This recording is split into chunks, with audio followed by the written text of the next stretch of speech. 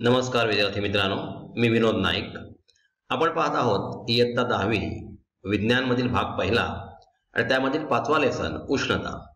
याच्यापूर्वी 2 session झालेले आहेत विद्यार्थी मित्रांनो, आणि त्यामध्ये आपण अप्रकट उष्मा किंवा स्पेसिफिक लॅटेंट हीट ऑफ मेल्टिंग म्हणजे वितळणाचा अप्रकट उष्मा म्हणजे काय, त्याचप्रमाणे स्पेसिफिक लॅटेंट हीट ऑफ व्हेपरायझेशन बघितलेला आहे. म्हणजे बाष्पीभवनाचा अप्रकट उष्मा म्हणजे काय. त्याच्यानंतर आपण बघितलं होतं की हुकचं इन्स्ट्रुमेंट, ज्याच्याद्वारे आपण पाण्याचं असंगत आचरण म्हणजे काय त्याविषयी चर्चा केली होती.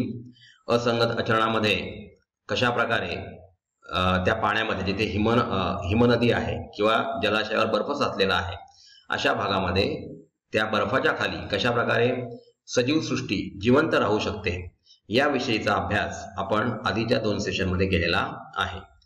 विद्यार्थी मित्रांनो, आता आपण ह्या सेशनमध्ये पाहणार आहोत की दवबिंदू म्हणजे काय.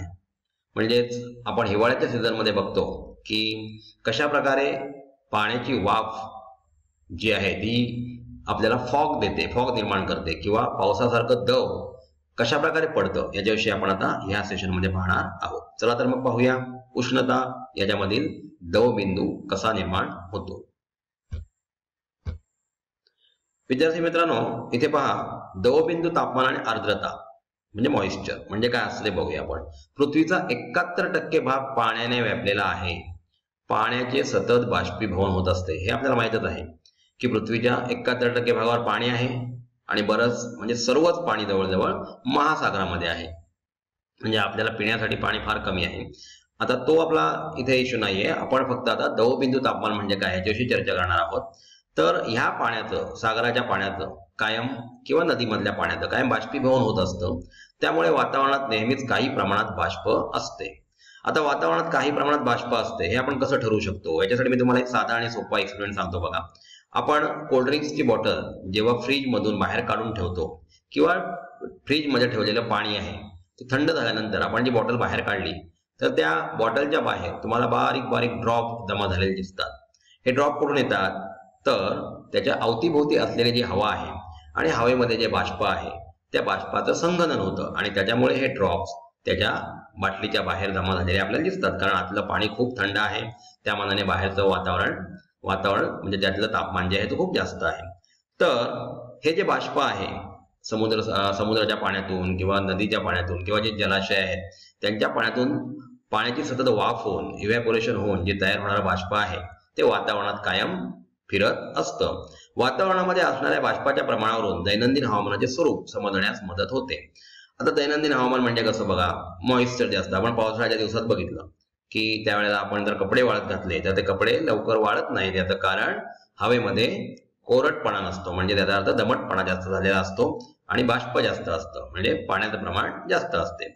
हवेतील पाण्याच्या वाफेमुळे हवेत निर्माण होणारा ओलावा किंवा दमटपणा म्हणजे आर्द्रता होय. आता इथे आर्द्रता म्हणजे काय आपल्याला समजलेलं आहे की हवेतील पाण्याच्या वाफेमुळे जी समुद्राच्या म्हणजे पृष्ठभागावरून जी पाण्याची वाफ होते त्याच्यामुळे वातावरणामध्ये सगळीकडे आपल्याला काय दिसते तर पाणी दिसतं. आता पाणी म्हणजे दमटपणा जो आहे त्याला आर्द्रता असं म्हटलं जातं.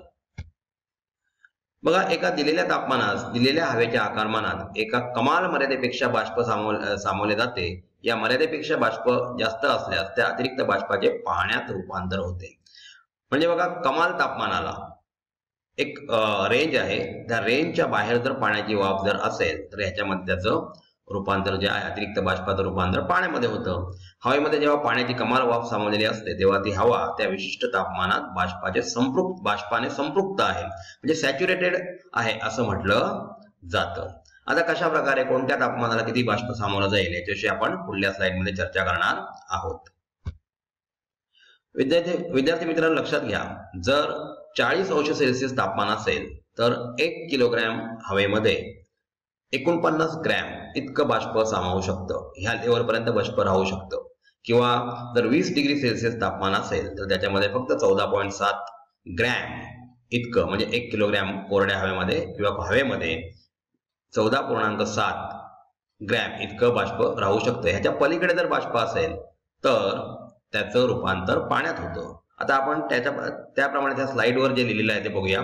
हवा संपृक्त म्हणजे सॅच्युरेटेड होण्यासाठी लागणाऱ्या बाष्पाचे प्रमाण तापमानावर अवलंबून आहे. ज्याप्रमाणे मी तुम्हाला सांगितलं आधीच की 40 डिग्री सेल्सिअसला 49 ग्रॅम म्हणजे 1 किलोग्रॅम हवेमध्ये 49 ग्रॅम इतकं बाष्प सामावू शकतं. परंतु त्याच्या पलीकडे जर पाण्याची वाफ असेल तर तिथं संगनन होतं आणि ते दवबिंदूच्या स्वरूपात आपल्याला पडताना दिसतात. हवेत बाष्पाचे प्रमाण अधिक झाल्यास अतिरिक्त बाष्पाचे संगनन होते. म्हणजे आता तुम्हाला सांगितले 20 डिग्री सेल्सिअसचा उल्लेख केलेला आहे. 20 डिग्री सेल्सिअसला 1 किलोग्रॅम हवेमध्ये साधारण 14.7 ग्रॅम इतकं बाष्प सामावलं जाऊ शकतं. ती हवा संपृक्त असते म्हणजे सॅच्युरेटेड असते. परंतु याच्या पलीकडे जर बाष्पाचं प्रमाण वाढलं तर मात्र तिथे त्याचं रूपांतर पाण्यात होतं. हवा सामावून घेत असलेल्या बाष्पाच्या कमाल मर्यादेपेक्षा हवेमध्ये कमी बाष्प सामावलेले असल्यास ती हवा असंपृक्त हवा असं म्हटलं जातं. म्हणजे 20 अंश सेल्सिअसला 14.7 ग्रॅम पेक्षा जर कमी असेल 1 किलोग्रॅम हवेमध्ये तर ती असंपृक्त झाली म्हणजे अनसॅच्युरेटेड हवा झाली. ती जर 14.7 ग्रॅम इतकंच बाष्प जर सामावून घेत असेल तर ती संपृक्त झाली म्हणजेच सॅच्युरेटेड झाली. परंतु ह्याच्या पलीकडे गेल्यानंतर त्याचं रूपांतर पाण्यात होतं. इथे पहा विद्यार्थी मित्रांनो, एका विशिष्ट तापमानाची असंपृक्त हवा घेतली व तिथे तापमान कमी करता नाही आले तर तापमान कमी होताना त्या तापमानात हवा बाष्पाने समृद्ध होते. त्या तापमानास दवबिंदू तापमान म्हणतात. मी पुन्हा एकदा वाचतो बघा. एका विशिष्ट तापमानाची असंपृक्त हवा म्हणजे 20 अंश सेल्सिअस जर टेम्परेचर असेल तर 1 किलोग्रॅम हवेमध्ये 14.7 ग्रॅम पेक्षा कमी बाष्प असेल तर ती असंपृक्त हवा झाली. तर ती असंपृक्त हवा घेतली व तिथे तापमान कमी करता नाही आले म्हणजे आपल्याला तापमान कमी करायचं आहे कारण हवा त्याच्यामध्ये बाष्पाचं प्रमाण कमी आहे म्हणजे त्या लेवलपर्यंत टेम्परेचर नेता नाही आलं तर तापमान कमी होताना त्या तापमानात हवा बाष्पाने समृद्ध होते आणि तिथे त्या बाष्पाचं रूपांतर पाण्यात होतं म्हणजे त्याला दवबिंदूचं तापमान असं म्हणतात.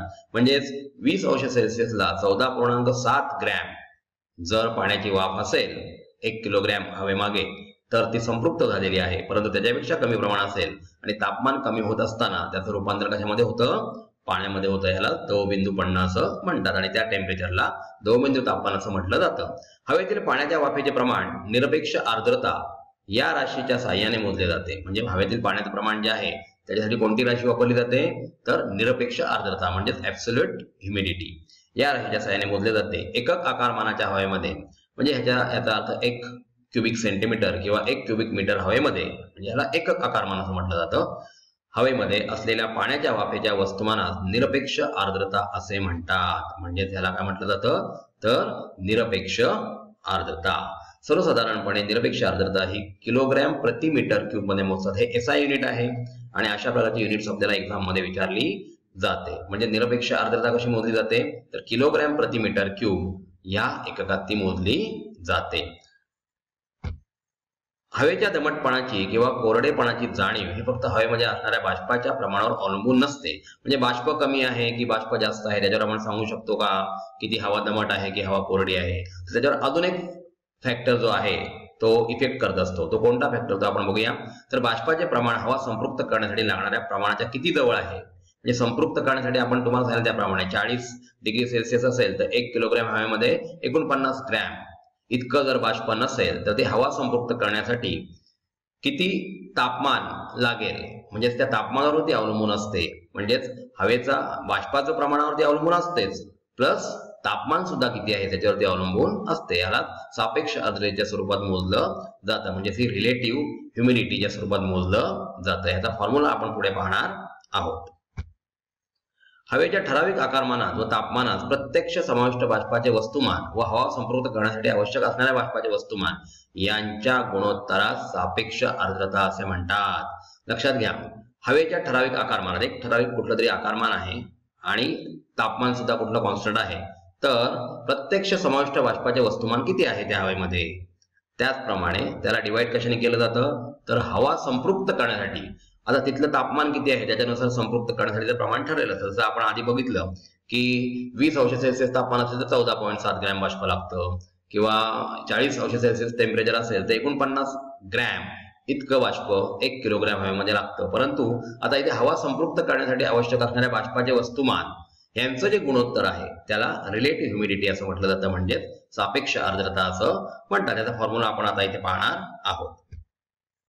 बघा, ही सापेक्ष आर्द्रता झाली.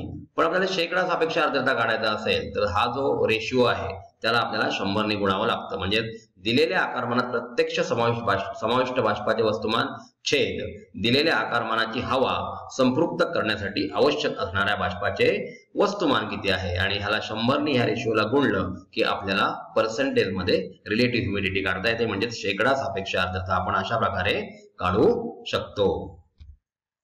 तर विद्यार्थी मित्रांनो, आपण या सेशन मध्ये म्हणजे तिसऱ्या सेशन मध्ये काय काय शिकलो, तर दवबिंदूचं तापमान म्हणजे काय, त्याच्यानंतर आपण बघितलं होतं की ऍब्सोल्यूट ह्युमिडिटी म्हणजे काय, निरपेक्ष आर्द्रता म्हणजे काय, याच्याविषयी सुद्धा आपण याच्यामध्ये डिस्कशन केलं. त्याचप्रमाणे आपण शेवटला बघितलं की सापेक्ष आर्द्रता म्हणजे काय, म्हणजे रिलेटिव्ह ह्युमिडिटी म्हणजे काय, आणि ती काढण्यासाठी कोणता फॉर्म्युला वापरला जातो. त्याचप्रमाणे जर आपण पर्सेंटेज मध्ये रिलेटिव्ह ह्युमिडिटी काढायची असेल तर तो जो फॉर्म्युला आहे त्याला 100 ने मल्टिप्लाय करायचं असतं. हे आपण आता या सेशन मध्ये पाहिलं.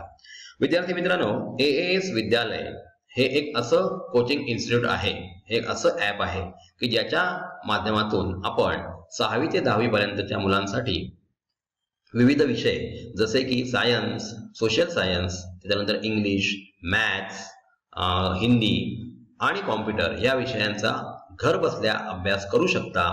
त्याचप्रमाणे आपल्याला तज्ञ मार्गदर्शकांचं मार्गदर्शन सुद्धा या ऍपच्या मार्फत मिळत असतं, आणि त्याचप्रमाणे आपल्याला अमर्यादित टेस्टचा अनुभव आणि त्याच्यामध्ये असलेले जे क्वेश्चन्स आहेत त्यांची योग्य उत्तरं आपल्याला या ऍपच्या मार्फत मिळत असतात. तर आपण आजच हे ऍप रजिस्टर करा, आपल्या मित्रमैत्रिणींना या ऍप बद्दल सांगा आणि जास्तीत जास्त लोकांनी हे ऍपला रजिस्टर करून आपलं भवितव्य उज्ज्वल करा. धन्यवाद.